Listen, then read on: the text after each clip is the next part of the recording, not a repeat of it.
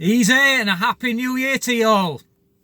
I can't say that I'm sorry to see the back of 2019, but I'm afraid I have to start 2020 on a rather sombre note actually, because I've read just this morning that Gerard Batten has resigned from UKIP, having been a member for about 20 years.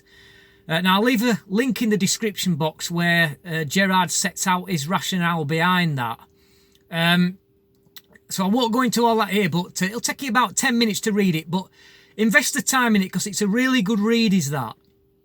I'm just going to talk a little bit today about the fact that UKIP itself, how it turned on Gerard Batten and ultimately his successor Richard Brain. Now we all know that Gerard was somebody who was prepared to talk about the problem of radical Islam. And I always say that for those people who have got children watching this, you know how it is that there's this difficult talk that you need to have with your kids. You know that when you do, it's going to make you the bad guy, so you put it off and you put it off. But you know, eventually you're going to have to just bite the bullet and sit down and have that talk.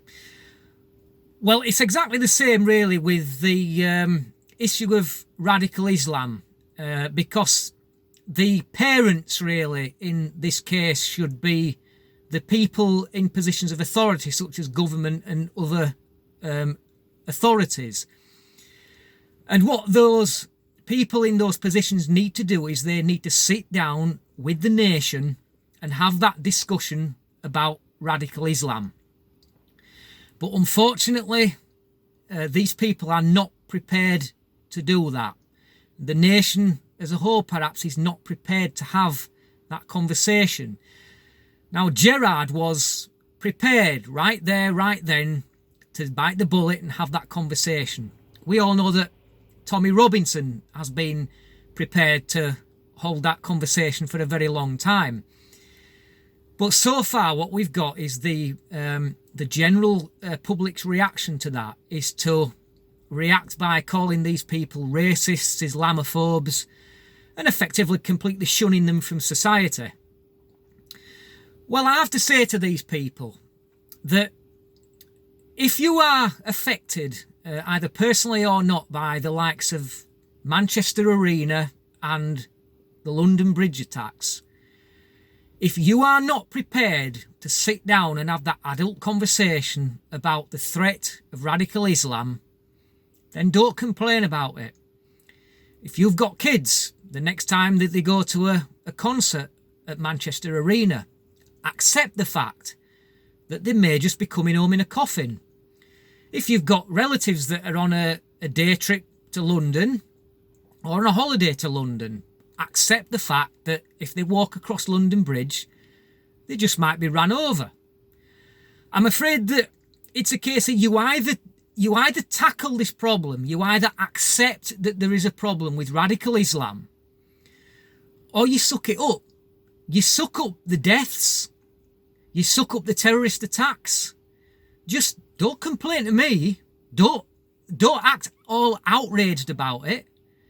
If you have been involved in shunning people from society when they try and discuss this serious problem, then don't complain about it. If either you or your family is the victims.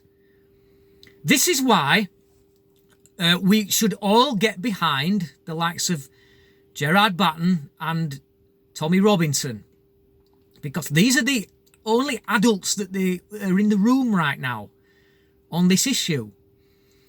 And eventually the nation, I'm hoping, will be prepared to sit down and hold this conversation, and the likes of Gerard and Tommy will be figures of influence in this. But I'm afraid until that day comes, accept your fate. Don't complain about it. Just accept it, that there is going to be more deaths, there's going to be more Manchester Arenas and more London Bridges.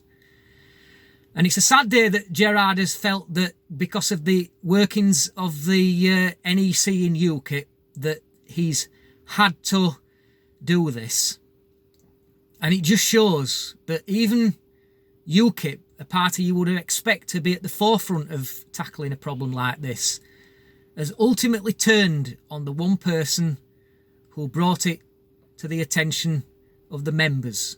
Because of Gerard's position on this, he was able to bring the party out of insolvency through increased membership.